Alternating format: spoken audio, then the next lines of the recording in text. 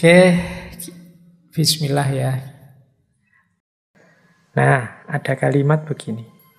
Yin dalam bentuknya yang tertinggi adalah membekukan. Dan yang dalam bentuknya yang tertinggi mendidihkan.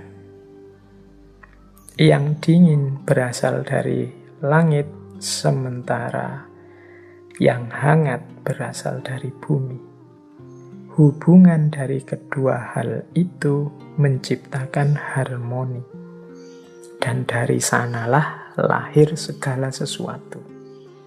Mungkin ini hukum tentang segala sesuatu meskipun tidak terlihat. Ini kalimat Zhuangzi ini menegaskan saja bahwa hidup ini harus seimbang antara yin dan yang. Kalau yin saja, hidup ini akan beku. Kalau yang saja, hidup akan terbakar. Teman-teman harus paham benar ritme antara yin dan yang ini. Misalnya dalam pergaulan itu kita ketemu yang karakternya yin, ada yang karakternya yang. Ayo diidentifikasi. Kita punya teman yang pendiam, tidak bisa ngomong. Yo, untuk mengimbangi mungkin kita yang mancing-mancing. Kita hidupkan karakter yang dalam diri kita. Apa ada, Pak? Yo ada, wong yo. Seperti saya bilang tadi, yin yang itu dalam segala sesuatu saling memuat. Yin ketemu yang ketemu yin. Kalau yin ketemu yin, jadinya beku.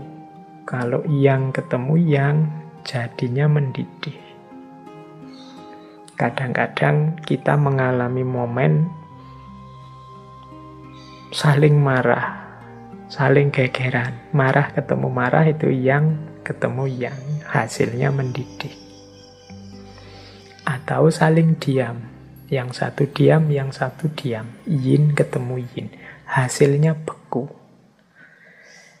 Maka caranya apa? Ikuti dialektika yin dan yang. Jadi dialektika hukum alam. Nah, nanti kelanjutannya yin dan yang itu ketemulah namanya wu wei. Jadi wu wei itu kegiatan kita yang mengalir bersama alam. Kita ikuti ritme yin dan yang dialektika alam semesta. Jadi ya, dalam falsafah Tiongkok dikenal istilah Wu Wei, bukan yang 5 unsur tadi. Kalau Wu Wei itu secara harfiah artinya tidak memiliki kegiatan atau tidak berbuat apa-apa. Maksudnya tidak berbuat apa-apa itu mari kita hidup tanpa dibuat-buat. Kita hidup yang wajar saja, tidak sembrono, sesuka kita, tidak melihat ritme alam, tapi juga tidak palsu.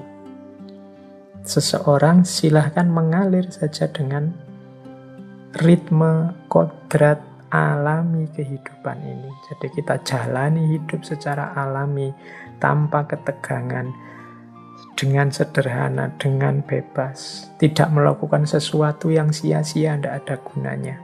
Apalagi melakukan sesuatu yang hanya untuk dipamerkan saja, sama sekali tidak ada gunanya. Ini namanya Wu Wei.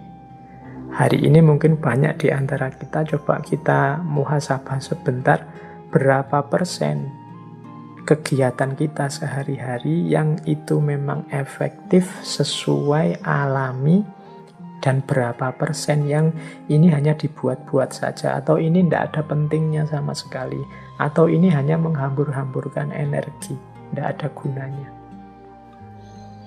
Nah, jadi ini kelanjutannya yin yang, itu berarti menyarankan kita untuk hidup selaras dengan ritme alam. Baik ritme yin maupun ritme yang. Kita pahami perjalanannya, kita ikuti dengan cara hidup secara alami. Filsafatnya namanya Wu Wei. Maka nanti ada pandangan manifestasinya yin yang nanti dalam pola Wu Wei, hidup yang mengalir dengan alam, itu adalah hidup dengan beberapa prinsip.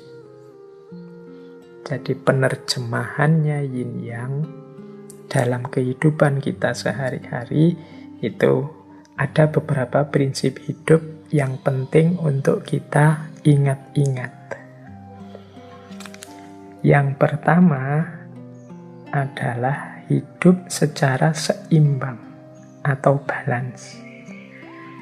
Seperti saya jelaskan tadi, yin saja akan membekukan, yang saja akan membakar. Kalau ada yang marah, harus ada yang sabar. Marah ketemu marah meledak. Kalau yang satu sudah sabar menunggu, ya yang satu gerak. Jadi biar dinamis. Kalau semuanya menunggu dalam kesabaran, tidak akan ada aktivitas. Jadi yang satu pasrah, yang satu nuntun. Kalau semuanya ingin nuntun, hasilnya tabrakan. Kalau semuanya nunggu dituntun, hasilnya tidak ada yang jalan. Maka hidup ini harus seimbang. Kalau yang satu sudah bersuara, yang satu tolong diam. Kalau semuanya bersuara, tidak jelas mana benar, mana salah. Atau semuanya diam, ya kebenaran akan hilang.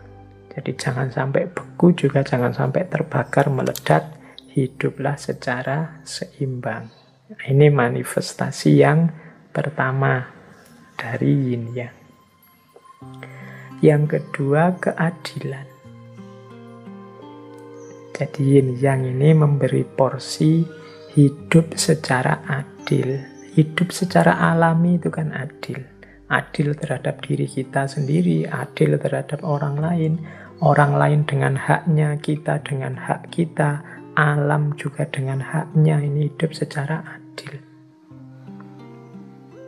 Ya kalau orang jatahnya 10, ya silahkan mengambil 10, kita beri 10, itu adil. Ini yang hidup secara alami. Kalau makanan itu muatnya di perut kita 1 piring, ya kita makan 1 piring saja, itu adil. Adik kita yang masih sekolah SD ya sangunya 5.000 misalnya, tapi yang sudah kuliah sangunya 50.000, itu adil. Sesuai porsi dan proporsinya yang alami. Yang baik dipuji, yang jelek dicaci, enggak ya, yang jelek diingatkan, ditegur. Ini berarti adil. Jadi kita akui memang hidup ini ada hitam, ada putih, dan saling berdialektika, tapi juga kita porsikan segalanya sesuai porsinya. Yang ketiga, hidup secara sederhana atau simplicity. Seperti tadi ya, tidak ada energi yang terbuang sia-sia, tidak ada kesembronoan, tidak ada kesia-siaan. Paradigmanya pas saja. Sederhana bukan berarti kekurangan, tapi pas. Jadi pas itu ya, butuhnya tidur 5 jam, ya tidur 5 jam pas.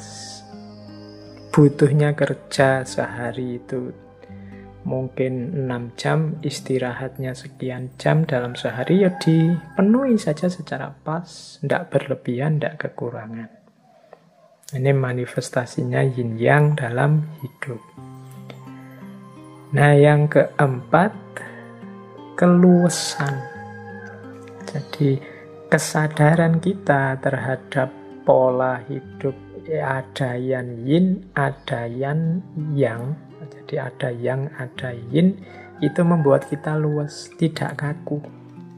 Tadi kan dijelaskan yin dan yang itu saling mengandung. Saling mengandung itu maksudnya dalam yin ada sedikit kandungan yang, dalam yang ada sedikit kandungan yin, maka luaslah. Yang feminin kita, saya ini kan laki-laki, karakternya maskulin, tapi dalam diriku pasti ada titik-titik femininitas. Sebagaimana pada saudari-saudari yang perempuan pasti juga ada muatan-muatan maskulinitas. Dalam gelap ada sedikit cahaya, dalam cahaya kadang-kadang ada titik-titik kegelapan. Nah, ini karakternya. Makanya di gambarnya yin yang itu kan gambar bulatan putih, setengah bulatan hitam, setengah di tengah-tengah bulatan putih ada titik hitam, di tengah-tengah bulatan hitam ada titik putih. Orang-orang baik, orang-orang soleh, orang-orang suci itu ya tidak kemudian kita artikan sama sekali tidak ada titik hitam. Mereka itu adalah bulatan putih, tapi sebagai manusia pasti pernah khilaf, pernah salah, pernah keliru. Mungkin hanya saja ditutupi Allah, jadi ada titik hitamnya pasti. Yang ada di wilayah hitam itu ada titik putihnya sedikit. Mungkin karena tidak kelihatan, kita hanya fokus lihat hitamnya saja. Nah, orang yang sadar ini terus dia luwes, tidak kaku. Jadi orang jahat itu ya adalah sisi-sisi putih, titik-titik kemanusiaannya. Maka seandainya benci juga tidak kaku. Atau orang soleh itu ya sebagai manusia ada juga pasti titik-titik hitamnya. Maka kalau mengidolakan, kalau suka juga tidak kaku. Jadi dia menyikapi segala ritme hidup ini tidak mudah kaget dan cepat beradaptasi, menyesuaikan dengan situasi, luwes. Ada orang melakukan yang jahat, yang jelek, oh ya wajar, wong hidup ini memang ada yin, ada yang, ada positif, ada negatif. Kalau yang negatif tidak tampak, yang baik-baik juga akan kehilangan jati dirinya. Nah, ini orangnya luwes, tidak kaku. Kemudian di antara cirinya lagi falsafah yin yang manifestasinya dalam hidup adalah terbuka. Jadi terbuka itu maksudnya ngerti kalau hidup itu dinamis, saling mempengaruhi. Maka dia membuka diri untuk mendapatkan berdialektika dengan sekelilingnya secara alami, terbuka. Kalau dia pas salah, karena dia terbuka, dia bisa menerima nasihat. Kemudian terbuka mendapat wawasan-wawasan baru sehingga tambah baik. Karena dia sadar dia ada keterbatasannya. Meskipun aku ada di wilayah putih, aku punya titik hitam juga yang entah aku sadari entah tidak. Kalau aku terbuka maka semakin meningkat, mungkin titik-titik hitamnya semakin berkurang, dapat masukan-masukan baru.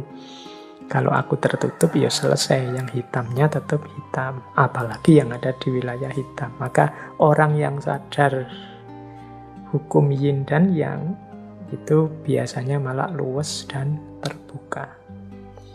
Dan yang terakhir gembira. Jadi gembira itu berarti mampu menikmati hidup ini. Jadi ada apapun yang terjadi, baik sehubungan dengan dirinya maupun sehubungan dengan alam, dia tidak terpengaruh, dia tidak mengeluh, dia tidak komplain, protes, tapi pertama-tama dia bisa menikmati, bergembira karena sadar, ya itulah alam. Karena kemarin kita rusak sehingga tidak seimbang, akhirnya kita nikmatilah sekarang. Mungkin beberapa kesulitan hidup, ya wis resiko nih, mau gimana lagi. Jadi dia bisa menerima ya, meskipun ya berlanjut dengan tadi menyikapinya dengan adil, dengan luwes, dengan terbuka, dengan sederhana. Tapi hidupnya orang yang mengerti ritme alam yang yin dan yang ini, kecenderungannya dia gembira. Orang gembira itu ya mudahnya orang yang mau bersyukur terhadap hidupnya. Tidak seperti sindiran Al-Quran pada kita, kan Al-Quran menyindir kita, manusia itu khuliqa halu'a, diciptakan selalu berkeluh kesah. Apapun yang dialami, dia selalu berkeluh kesah. Nah, cara mengatasinya apa? Ya, Al-Quran kan mengingatkan kita punya karakter itu. Mari kita pahami ritme alam, kita pahami mode-mode hukum alam, termasuk yin dan yang ini, sehingga kita hidupnya tidak mudah galau. apapun yang kita alami. Misalnya, wah nilaiku kok jatuh ya semester ini, ya wajar sih semester ini aku males belajar, ya mesti saja. Terus nilainya jatuh. Ada ritmenya, ada hukumnya, sehingga kita tidak mudah kaget.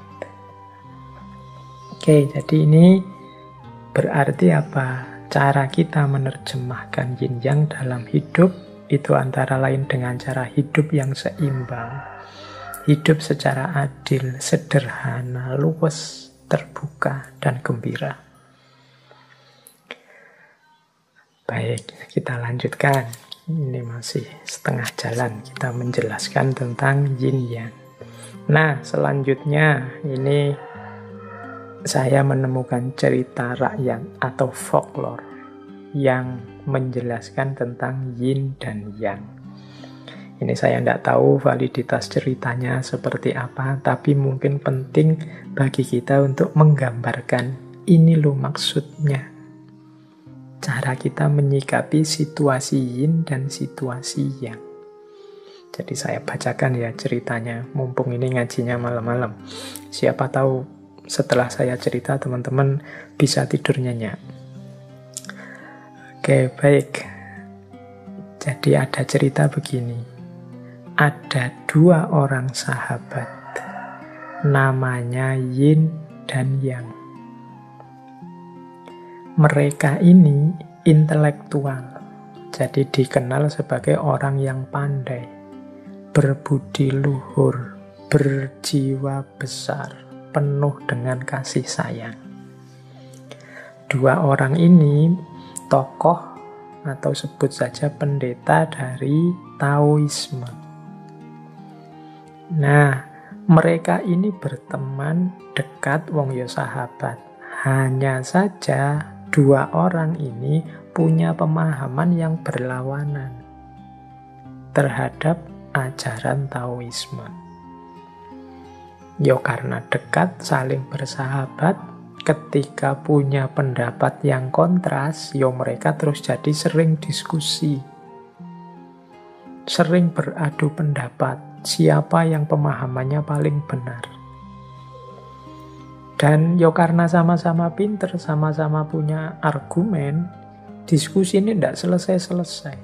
Masing-masing kukuh dengan pandangan dan prinsipnya sendiri-sendiri. Sampai dua-duanya sama-sama capek. Terus Yin berkata, kamu itu tidak paham saya. Seandainya engkau adalah aku, tentu engkau bisa paham maksudku yang aku inginkan, yang aku sampaikan. Yang juga terus jawab begitu. Iya, kamu juga tidak ngerti aku sih. Coba kamu jadi aku. Mungkin engkau paham apa yang aku inginkan, apa yang aku maksud. Tapi ya terus gimana ya kita bisa bertukar diri? Nah, akhirnya mereka gini aja lah. Kita kan tidak bisa yang yin jadi yang jadi yin. Begini saja. Sekarang kita sepakati 40 tahun ke depan engkau fokus mempelajari ajaranku, katanya Yin pada Yang, dan Yang juga jadi Yin akan fokus mempelajari ajarannya Yang juga fokus mempelajari ajarannya Yin. Jadi dibalik. Misalnya Yin itu pendapatnya A, maka sekarang Yang coba tahun-tahun ke depan fokus mengkaji A saja. Yang juga begitu. Dia fokus mempelajari A-nya Yin, Yin juga mempelajari B-nya Yang. Kalau Yang itu misalnya pendapatnya B. Jadi saling mempelajari. Ini terus diputuskan 40 tahun ya. 40 tahun mungkin cukup lah. Aku ngerti pendapatmu dan kau ngerti pendapatku. Nah, mereka ini karena sudah sepakat sungguh-sungguh, ya mereka terus belajar mendalam. Serius. Selama 40 tahun mereka sungguh-sungguh belajar. Bukan belajar untuk mencari kesalahannya, tapi memang sengaja belajar untuk ngerti maksudnya.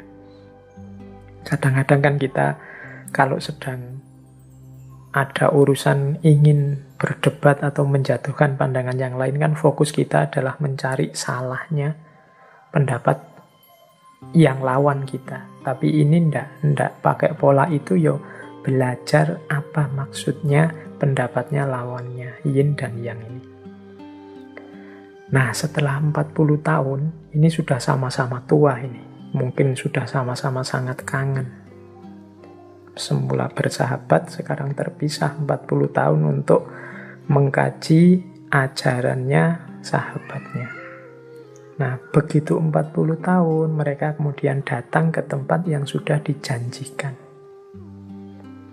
Nah, mungkin teman-teman menebaknya, wah ketemu itu sudah langsung diskusi lagi panjang lebar. Ternyata begitu bertemu, mereka hanya saling memandang, saling tersenyum, kemudian saling berpelukan dan berkata, "Saudaraku, engkau selalu dalam diriku, dan aku ada dalam dirimu." Sejak saat itu, tidak ada lagi diskusi-diskusi. Lewat pelukan itu saja, dua-duanya sudah saling memahami. Tidak harus susah payah menjelaskan, susah payah merumuskan, mencari. Mereka sudah saling paham, begitu bertemu, saling tersenyum, kemudian saling berpelukan. Silahkan teman-teman menarik kisah rakyat ini dengan bagaimana cara kita menyikapi yin dan yang dalam hidup. Ada yang positif, ada yang negatif. Kalau ingin mencari titik temu, ya tidak mungkin. Wong ini hukum alam, hukum semesta. Yang yin ya biarkan tetap yin, yang biarkan tetap yang. Dua-duanya ini saling butuh dalam identitasnya masing-masing. Dalam yin ada yang, dalam yang ada yin. Kalau dipotong yang, maka yin tidak utuh. Kalau dipotong yin, yang juga tidak utuh. Dua-duanya paham sekarang, aku saling butuh. Dunia ini lengkap ketika aku ada dan dia ada. Nah, ini cara kita menyikapi, mudahnya adalah menyikapi perbedaan. Menyikapi kontras-kontras dalam kehidupan. Yang berakhir dengan saling memandang, saling tersenyum, kemudian saling berpelukan. Nah, ini cerita pertama. Semoga bisa memudahkan bagaimana cara kita menyikapi yin dan yang dalam kehidupan. Baik, terus saya bawakan satu lagi. Ini juga cerita rakyat yang hubungannya sangat erat dengan yin dan yang. Kesedihan dan kesenangan. Kesulitan dan kemudahan. Ternyata tidak sesederhana yang kita rumuskan. Kadang kegembiraan itu ternyata sumber masalah yang menyedihkan. Kadang kesedihan adalah awal dari kebahagiaan. Nah, ada cerita, ini populer sekali, tentang seorang petani tua yang memelihara kuda. Mungkin di sesi ngaji yang mana pernah saya ceritakan ini. Semoga teman-teman ada yang masih ingat. Ini saya ceritakan pada yang belum pernah dengar atau sudah lupa. Jadi ada seorang petani tua, yang petani tua ini memelihara kuda. Kudanya ini pokoknya kudanya top, sangat baik kualitasnya. Mestinya kuda ini sangat disayang oleh petani ini dan keluarganya. Nah, suatu pagi ternyata kudanya petani tua ini kabur. Lari dari rumah. Oh, ini harusnya berarti berita yang menyedihkan, peristiwa yang menyedihkan. Para tetangganya datang. Terus mereka mengucapkan simpati. Wah, sampean mengalami nasib yang buruk ya. Turut bela sungkawa misalnya. Nah, terus petani itu jawab, tidak juga. kita lihat saja nanti. Nah, petani ini tenang saja, tidak sedih juga tidak galau, meskipun kudanya lari. Ternyata besoknya kudanya kembali lagi, malah sekarang membawa teman-temannya dari hutan. Wah, sekarang dari hanya punya kuda satu yang bagus, sekarang dia punya beberapa kuda. Wah, yang semula kebahagiaan terus jadi kesedihan, bahagia punya kuda yang bagus, tapi terus sedih karena kudanya hilang, tapi dia tetap tenang. Ya, kita lihat saja nanti.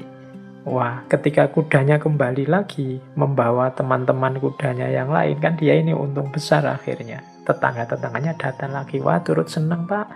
Alhamdulillah sampean sekarang nambah kudanya, beruntung sekali sampean ini.